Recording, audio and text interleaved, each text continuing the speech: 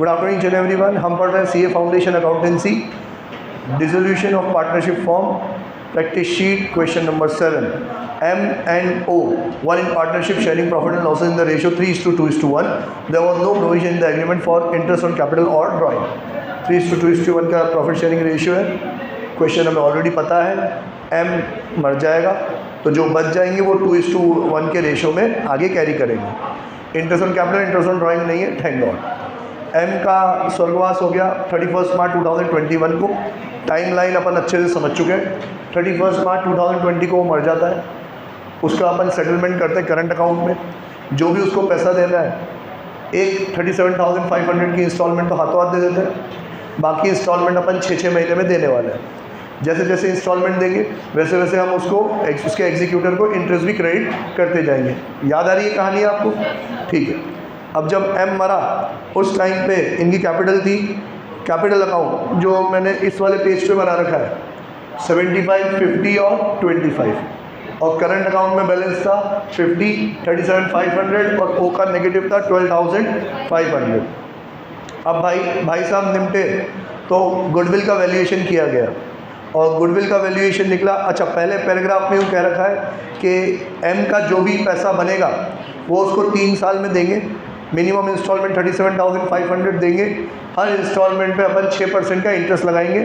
6% per annum नहीं लगा लिखा हुआ था, 6% लिखा हुआ था तो 6% लगा दिया अपने जो भी बैलेंस बचा। ठीक है, ये कहानी हमें पता है, इसका ट्रीटमेंट भी हमें पता है। उसके निमट जाने के बाद गुडविल का वैल्यूएशन हुआ 1,12,500 और असेट का जो वैल्यूएशन था इन एक्सेस वो हुआ 75,000। गुडविल और असेट को अपन ऑल्टर नहीं करना चाहते। ऑल्टर नहीं करना चाहते तो हमने ये कैलकुलेशन किया ओल्ड रेशियो और न्यू रेशियो वाला, कि गुडविल ओल्ड रेशियो में ये उनका हिस्सा बनता है। अब क्योंकि ऑल्टर तो करेंगे नहीं तो जो भी गुडविल है वो नए पार्टनर को मिलेगी, तो न्यू रेशियो में इतना इतना हिस्सा उनको मिल जाएगा। तो दोनों का फ़ायदा हो गया। एन का 37,500 के बदले में 75 मिल रहा है, ओ को 18,500 के बदले में 37,500 मिल रहा है, तो इन दोनों को फ़ायदा हो गया और इसको 56 दे दें तो ये दोनों इतना इतना पैसा ला के 56 इसको दे देंगे। सीख चुके हैं अपन ये। असेट का भी 75,000 का ये इन तीनों का शेयर बनता था, पर अब ये दोनों कंटिन्यू करेंगे तो ये इनका फ़ायदा है। तो इतना पैसा M को देना है, कौन लाएगा? M लाएगा 25, O लाएगा 12,500। तो ये दोनों कैलकुलेशन हमने इस तरीके से करी कि भाई साहब M आपको 37,500 और 18,500 तो मिलेंगे किसके? गुडविल के। और ये पैसा कौन लेके आएगा? ये पैसा लेके आएगा N और O। ठीक है। फिर आपको असेट के मिलेंगे 75, नहीं, असेट का मिलेगा आपको 25,000, 12,500। ये भी कौन लेके आएगा?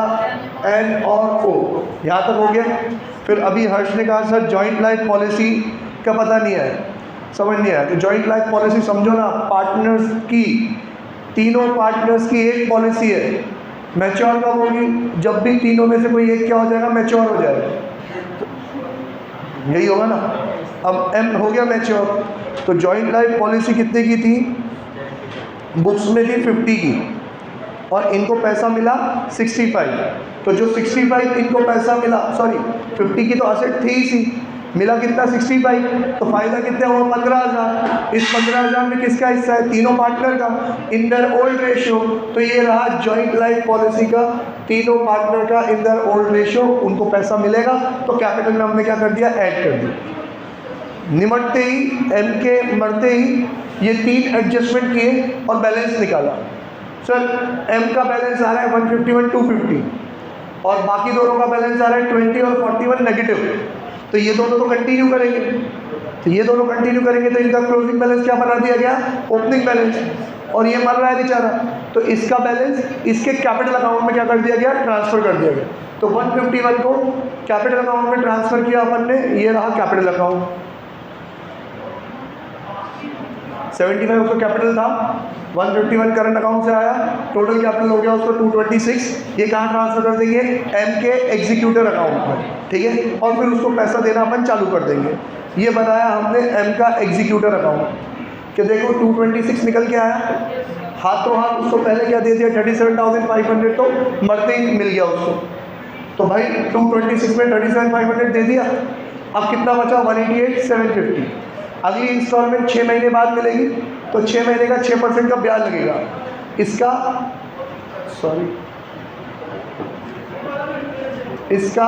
6%, ठीक है। नहीं, हाँ मतलब वो तो हम पेमेंट कर रहे हैं ना, आपका बैलेंस तो हम बढ़ाते जा रहे हैं और इंस्टॉलमेंट फिक्स है 37,500, इंक्रीज इंक्लूडेड है। मेरी बात सुनो, आप ये इंटरेस्ट इंक्लूड और एक्सक्लूड में जाओगे तो तुझे समझाने जाऊँगा तो बाकी सब बच्चे भी परेशान हो जाएंगे। यूँ समझ कि इंस्टॉलमेंट का अमाउंट फिक्स्ड है, 37,500 ही मिलेगा। जो भी बैलेंस है उसके अब इंक्लूसिव है तो मतलब प्रिंसिपल कम है, ठीक है। और आप कहो एक्सक्लूसिव है तो इंटरेस्ट अलग से देना है क्या? नहीं देना है।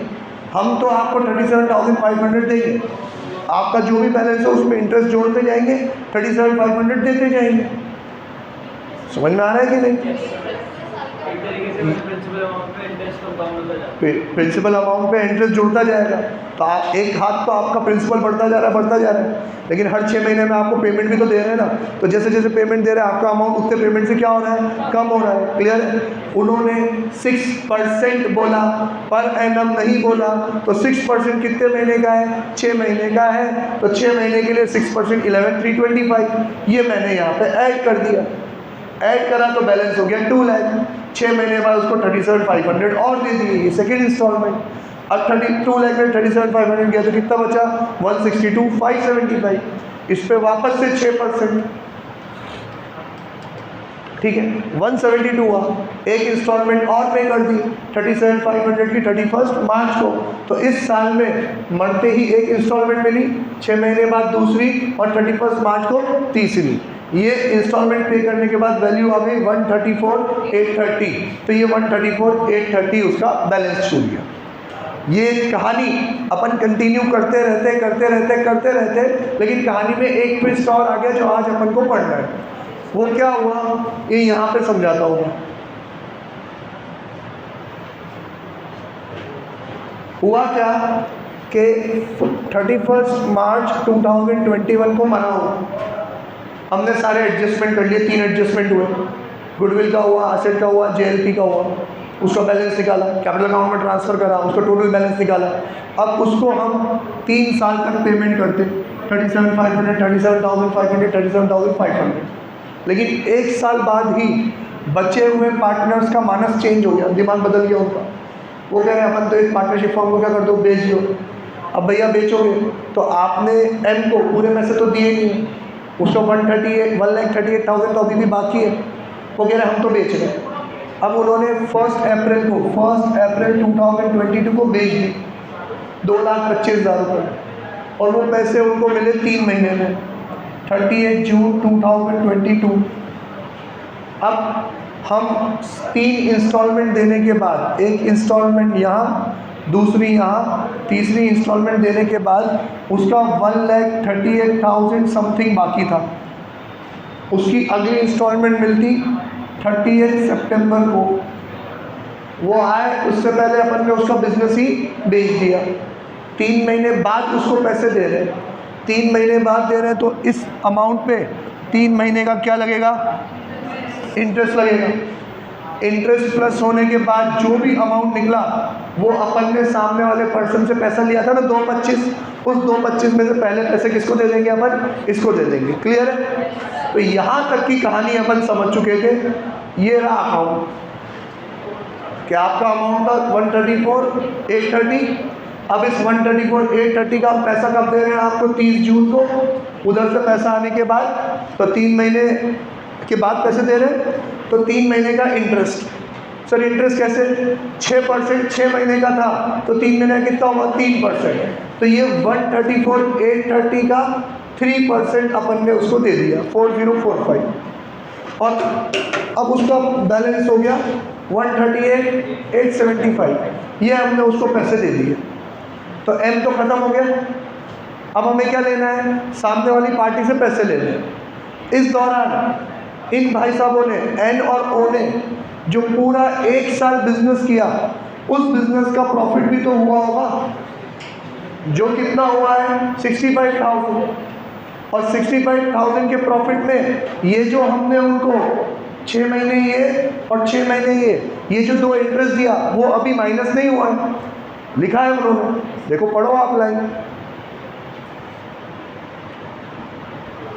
N&O कहाँ से पढ़ रहा हूँ मैं? सेकेंड पैराग्राफ की लास्ट थर्ड लाइन।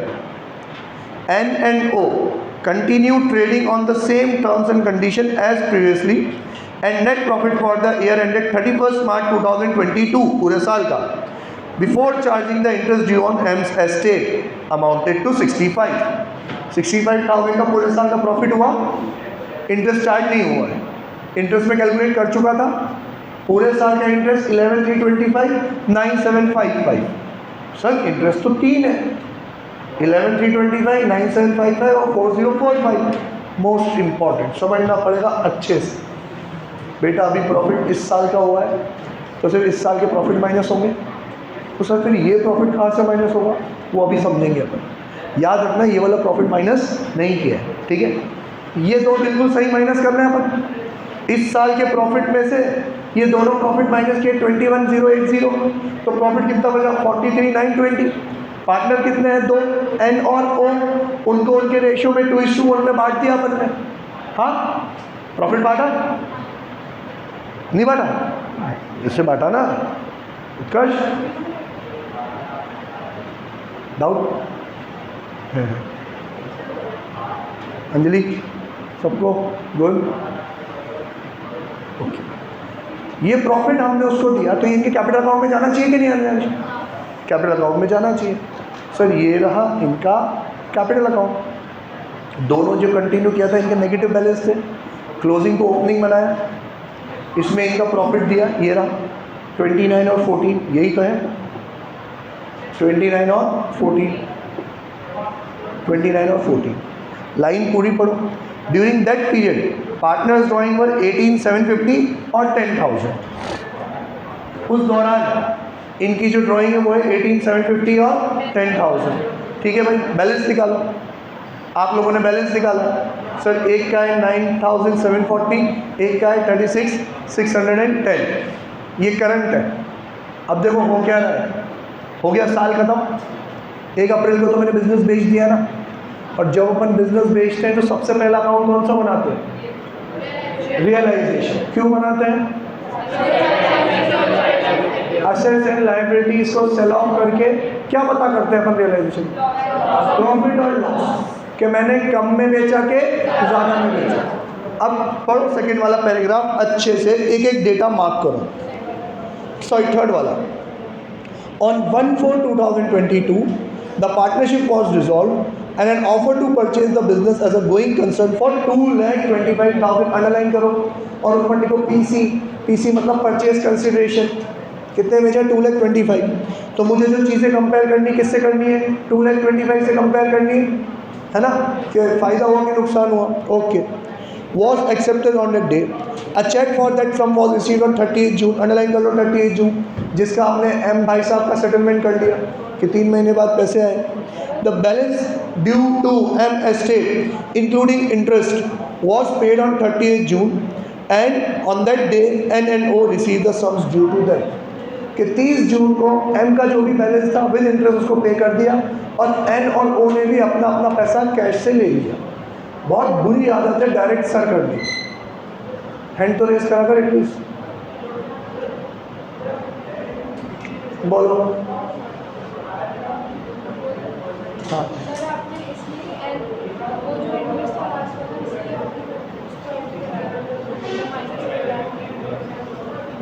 वो इंटरेस्ट अभी तक अपन ने माइनस नहीं किया, अब करेंगे। नहीं सर, हमने 2 ही इंटरेस्ट माइनस किए, तीसरा इंटरेस्ट क्यों माइनस नहीं किया? अरे मैचिंग कंसेप्ट की वजह से। जिस पीरियड का प्रॉफिट है उसी पीरियड का तो इंटरेस्ट माइनस होगा। उसके बाद का इंटरेस्ट उसके पहले वाले प्रॉफिट में से कैसे माइनस कर सकता है कोई? तो ये तो मैचिंग कंसेप्ट है। अब सर फिर तीसरे इंटरेस्ट का क्या करेंगे? अरे भाई तीसरे इंटरेस्ट का क्या करेंगे? आप रियलाइजेशन अकाउंट बनाओगे ना, तो उस ड्यूरेशन में जो भी फ़ायदा नुकसान होता है, बेचने में जो भी फ़ायदा नुकसान होता है, वो सब कहाँ जाता है? माई बाप अकाउंट में, रियलाइजेशन में। तो ये जो तीसरा वाला इंटरेस्ट है ये तीसरा वाला जो इंटरेस्ट है ये कहाँ जाएगा? रियलाइजेशन अकाउंट में जाएगा। तब जाके पता पड़ेगा कि एक्चुअली में फ़ायदा कितना हुआ है और नुकसान कितना हुआ। और अब सबसे इम्पॉर्टेंट बात हनीशा, सबसे इम्पॉर्टेंट बात इस पूरे क्वेश्चन की कि जो बिना पढ़े समझ में आ ही नहीं सकती गारंटीड, वो क्या कि रियलाइजेशन अकाउंट बनाने के लिए आपको चाहिए असेट और लायबिलिटी का बैलेंस, जो इस क्वेश्चन में गिवन ही नहीं। रियलाइजेशन में हम क्या कंपेयर करते हैं? जब रियलाइजेशन अकाउंट बनाते हैं अपन, तो अपन क्या चेक करते हैं कि सर ये अगर आपका रियलाइजेशन अकाउंट है तो ये रहे सारे assets to asset book value, ये सारी liabilities by liability book value पे, तो असेट माइनस लाइबिलिटी हो गया। हाँ, मान लेते हैं 100 के असेट और 20 की लाइबिलिटी, तो 80 रुपये डेबिट में आ गए। फिर अपन बाय परचेज कंसिडरेशन, सामने वाली कंपनी जिसको अपन बेच रहे हैं कितने रुपए, मान लो अपन ने 120 में बेचा, अभी 225 में बेचा तो ले लेते हो, चलो 225 ले लो, माने की नहीं है 225, तो समझ में आ जाता है कि 80 की चीज़ 225 में बेची हमने, तो 1,45,000 का क्या हो गया प्रॉफिट। तो उसको अपन पार्टनर्स में क्या कर देते हैं? डिस्ट्रीब्यूट कर देते हैं। समझते हैं कि नहीं समझते? हाँ, अब तो सर मुझे असेट और लायबिलिटी तो चाहिए ना, जो इस पूरे क्वेश्चन में गिवन नहीं है, तो कैसे पता लगाएंगे? मानो कि तुमने बिजनेस को किसी और को बेच दिया, लायबिलिटी और परसेंट दोनों टेक ओवर कर लिए और उसको एक कंसिडरेशन के अंदर 2,25,000 रुपये दे दिए, तो अपन को असेट और लायबिलिटी चाहिए नहीं, अपन 2,25,000 रुपये सीधा मान लो कि अपन को मिल गया और इनको डिस्ट्रीब्यूट कर दिया। तो फ़ायदा नुकसान क्यों चाहिए? क्यों नहीं चाहिए? फ़ायदा जो नुकसान होगा वो दोनों पार्टनर में प्रॉफिट शेयरिंग रेशियो में बांटेंगे ना। कैसे बांटेंगे फ़ायदा नुकसान? 2,25,000 को प्रॉफिट शेयरिंग रेशियो में बांट दो। ऐसे कैसे? और जो उनका कैपिटल का बैलेंस है, किसी का पॉजिटिव किसी का नेगेटिव, उसका क्या करेंगे? मतलब ये देख सुन लो, ये हमारा प्रत्यक्ष क्या कह रहा है, यूँ कह रहा है सर असेट एंड लायबिलिटी क्यों चाहिए, फ़ायदा नुकसान क्यों चाहिए? आपको पता है 2,25,000 रुपये आ रहा है, 2,25,000 को एन और ओ में बांट दो। अरे ऐसे कैसे बांट दो? मतलब पुराने सारे पाप को जाने दो और नया जो पैसा है उसको प्रॉफिट शेयरिंग रेशियो में बांट दो।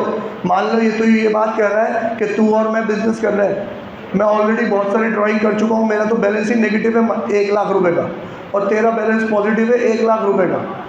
तो मैं तुझसे ये कह रहा हूँ, अरे छोड़ जो भी अपना बैलेंस हो, अपने पास तो 2,25 आया ना, इसको अपन प्रॉफिट शेयरिंग रेशियो में बांट देते हैं। न्याय कहलाएगा कि पहले कैपिटल बराबर करके फिर बांट दो। तो फ़ायदा नुकसान कहीं तो रिकॉर्ड करना पड़ेगा, डबल साइड एंट्री में मैच तो कराना पड़ेगा कि तूने सही बांटा कि गलत बांटा।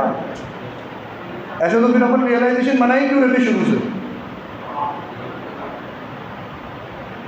फ़ायदा नुकसान प्रॉफिट शेयरिंग रेशियो में बटेगा, तभी तो कैपिटल का फाइनल बैलेंस आएगा, तभी तो तू कैपिटल को बराबर कर पाएगा और पैसे बांटेगा, नहीं तो कैसे बांटेगा?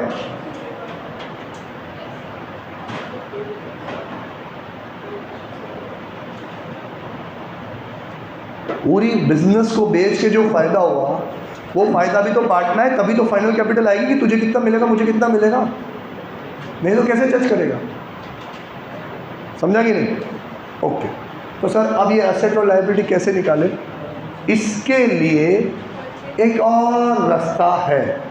वो क्या रास्ता है कि आपको असेट और लायबिलिटी का रिलेशनशिप समझना पड़ेगा कि मान लो ये अगर मेरी बैलेंस शीट है तो इस बैलेंस शीट में ये पूरे असेट्स, ये लायबिलिटी, तो बैलेंस शीट को टोटल करने के लिए फिर बचता क्या है? ये असेट, ये एक्सटर्नल लायबिलिटी, तो फिर क्या बचता है? Share holders fund. मतलब शेयर होल्डर्स फंड हमारे लिए क्या है? Partners capital. तो पार्टनर्स कैपिटल तो है ना आपके पास, हाँ, तो आप एक बैलेंस शीट बना के पार्टनर्स का कैपिटल लिख के एक बैलेंसिंग फिगर से असेट्स पता कर सकते हो कि नहीं पता कर सकते हो? कर सकते हैं। तो जल्दी से 31 मार्च की बैलेंस शीट बनाते हैं अपन।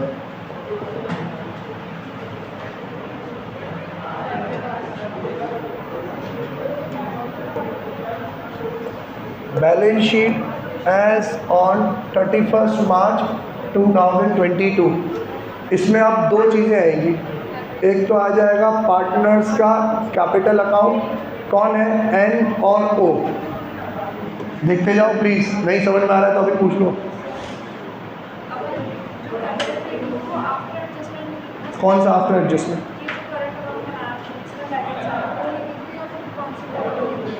मैं बता रहा हूँ ना कौन सी कैपिटल लिखेंगे। आप पहले मेरी बात सुनो, ये यहाँ तक समझ में आ रही है कहानी कि नहीं समझ में आ रही? हाँ हवेश, पीछे यशी, देखो समझ में आ रहा है पक्का? तो देखो इनका कैपिटल देखो 31 मार्च में कितना है, 50,000 और 25,000। ये कल बात करी थी, कोई चेंज नहीं है इस साल में, तो यही क्लोजिंग बन जाएगा और यही ओपनिंग बन जाएगा। तो 50 और 25 पे इनका बैलेंस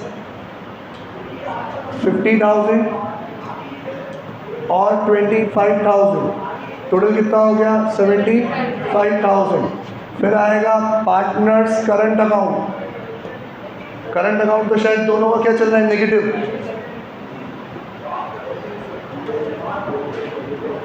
नेगेटिव है ना? हाँ नेगेटिव है। 9470 36610 याद रख लो भाई।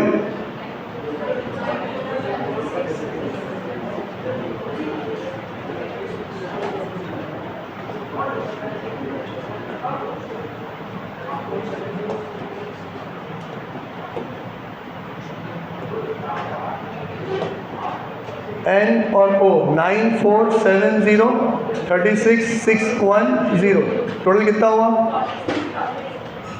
46,080। और किसको पैसे देने हैं सर? ये एम भाई साहब को भी तो पैसे देने हैं। 31 मार्च 2022 को इनको पैसे कितने देने हैं, 34,830, ये भी तो देने हैं ना। तो यहाँ लेते हैं अपन एम्स एग्जीक्यूटर अकाउंट, कितना 1,34,830। ये समझ में आया? बैलेंस इन फिगर से क्या मान लो, सन्ड्री एसेट्स, ठीक है। तो टोटल करो कितना हुआ यहाँ,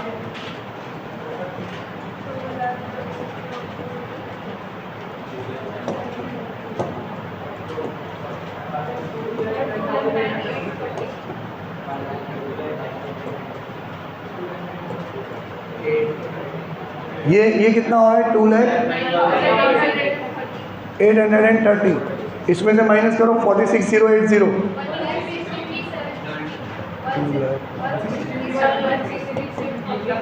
1,63,750, 1,63,750। मतलब जब हम पूरा बिजनेस बेच रहे हैं उस टाइम में मेरे पास एसेट कितना है 163,750 का, और इस 163,750 की चीज़ में बेच कितने में रहा हूँ 2,25,000 में। तो अब बना सकता हूँ मैं इसके बेसिस पे रियलाइजेशन अकाउंट। अगले पेज पे बनाऊँ कि इसी पेज पे बनाऊँ?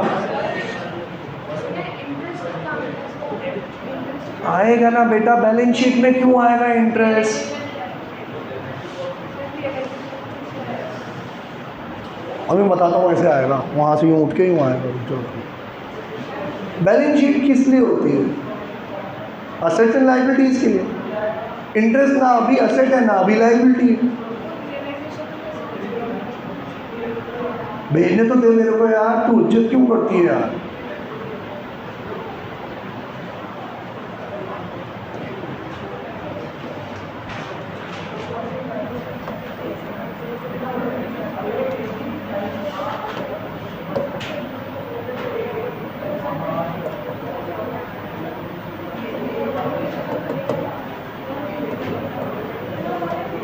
यहाँ देखो रियलाइजेशन अकाउंट में हम क्या करते हैं, सबसे पहले असेट्स ट्रांसफर करते हैं।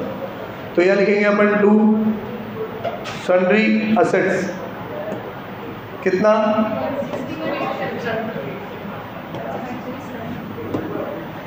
163,750, और फिर जो हमारे पास पैसा आएगा कितना आएगा, बाय बैंक लिख देता हूँ, बेच के जो भी पैसा आएगा 2,25,000, ठीक है।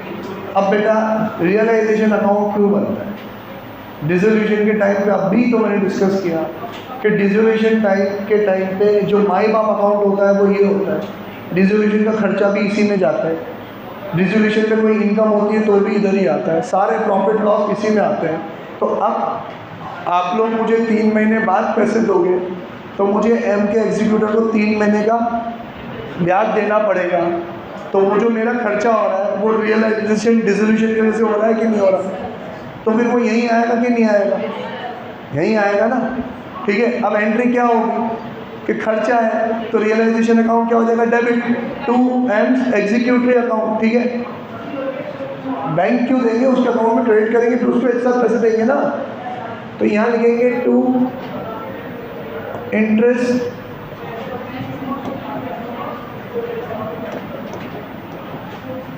To Ames executory account, bracket में लिख देते हैं इंटरेस्ट 4045 का शायद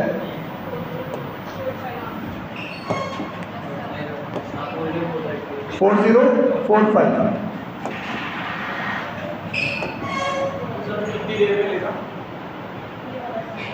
दस मिनट लगेंगे इस क्वेश्चन में। 2,25,000 में से 163 के तो असेट्स ही थे, तो एक तो ये फ़ायदा हो गया। फिर सर इंटरेस्ट देना पड़ा तो वो फ़ायदा थोड़ा मेरा कम हो गया। अब जो भी बचा किसको देंगे? एम और एन और ए को। तो टू पार्टनर्स करंट अकाउंट, सारे एडजस्टमेंट वही कर रहे हैं अपन। एन और ए ओ बैलेंस निकालो पहले, तो बैलेंसिंग फिगर कितना बचा, फिर उसको 2:1 में 57,000 एंड 25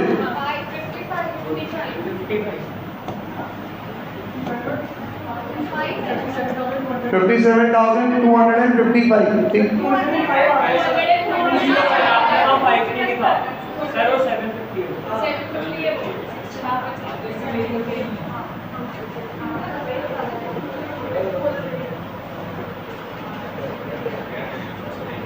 कितना है? 55 है कि 5 है?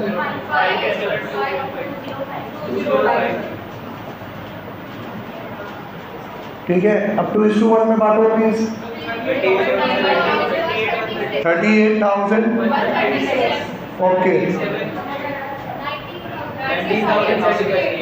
19,000। अच्छा, ये किसको देंगे अपन? पार्टनर्स के करंट अकाउंट में। ठीक है,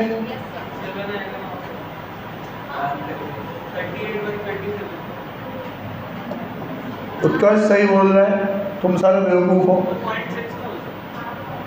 सही कह रहा है ना बेटा, मैंने देख लिया, क्योंकि इन दोनों का टोटल 5 आना ही चाहिए पीछे। सही तो कह रहा है, तू कर लिया ना चेंज, बुरा क्यों मान रहा है? ओके, अब तुझे यहाँ बता उत्कर्ष, इस दोनों बैलेंस को कहाँ लेके जाए अपन?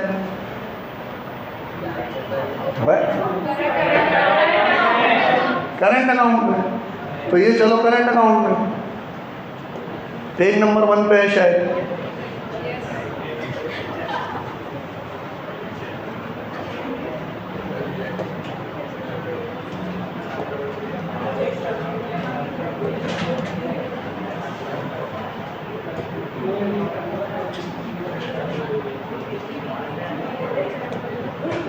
जो क्लोजिंग बैलेंस था उसको बनाऊंगा opening balance. To balance brought down 9470 36,610, और फिर आएगा यहाँ पे 2 नहीं बाय रियलाइजेशन आएगा। रियलाइजेशन अकाउंट कितना?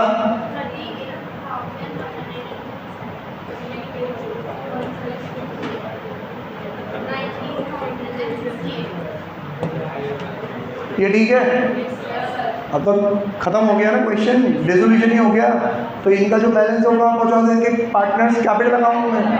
ठीक है, तो यहाँ पे लिखेंगे bye partners capital account.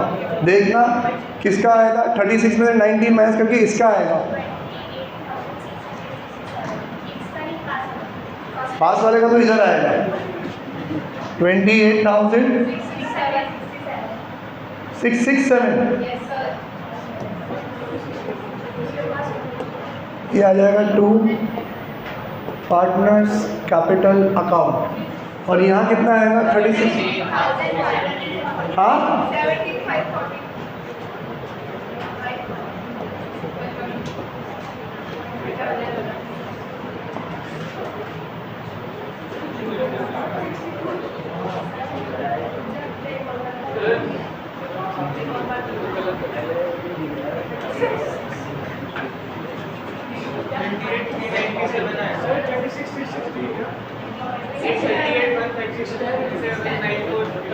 9470 minus करेंगे, ये 28,397 आएगा क्या बेटा? 28,397 आएगा क्या?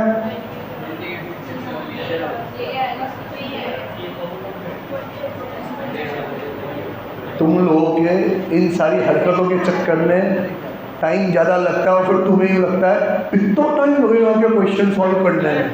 ले गई, मैं जो बोल रहा हूँ वो फिगर ले। 28,137 है, 38,137 है, ले लिया, माइनस कर 9470, माइनस कर 9470।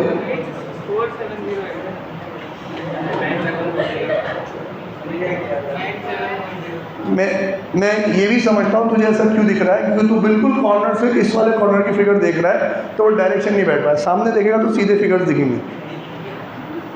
नहीं कोई हंसने वाली बात नहीं है, बिल्कुल जेन्युइन मिस्टेक है उसकी।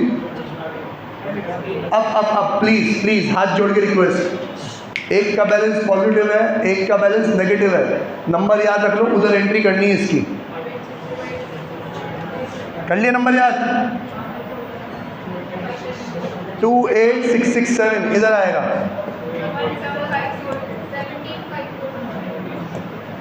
28,667 और यहाँ कितना आएगा?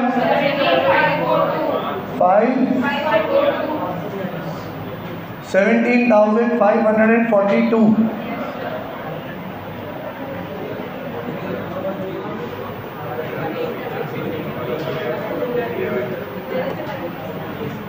डन। बैलेंस निकालो, जो भी है बैलेंस निकालो और बैलेंस को बैंक से पे कर देंगे अपन। यहाँ लिखेंगे अपन टू बैंक अकाउंट,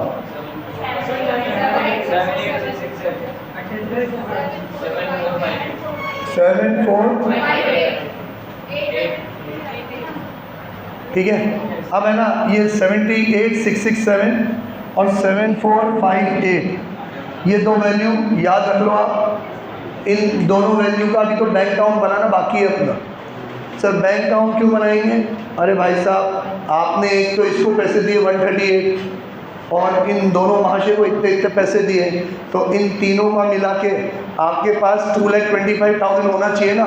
करो 1 + 2, इन दोनों को प्लस करो, 78,667 प्लस 7458 प्लस 1,38,875,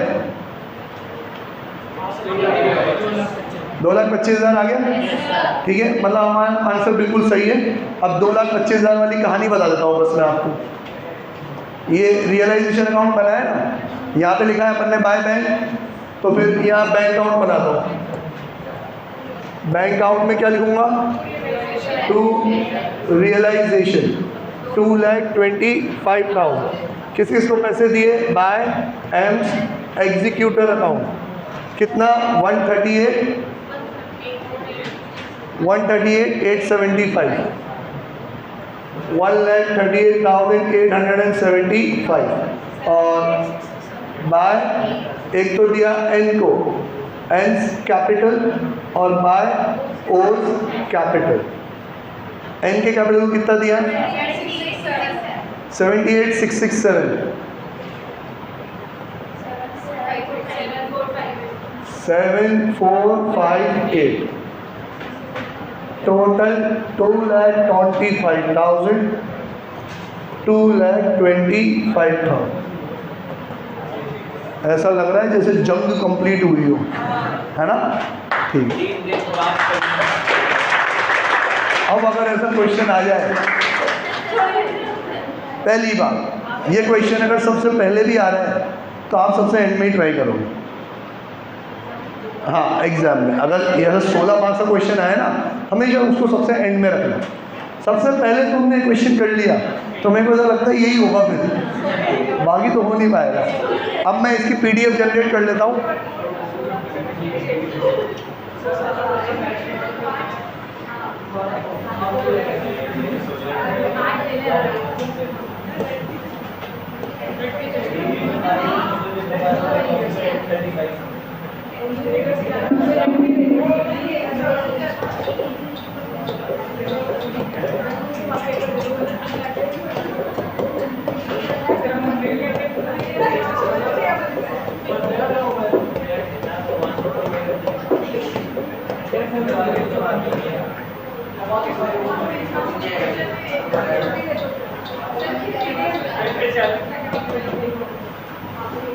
तो बेटा ये ऐसा दिखेगा आप लोगों को, चलेगा?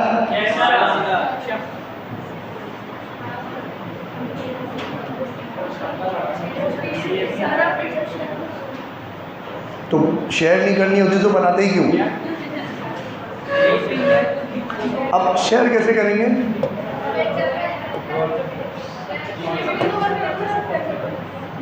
व्हाट्सएप चलाने में तो ज़माना लग जाएगा, इंटरनेट नहीं चल रहा आज।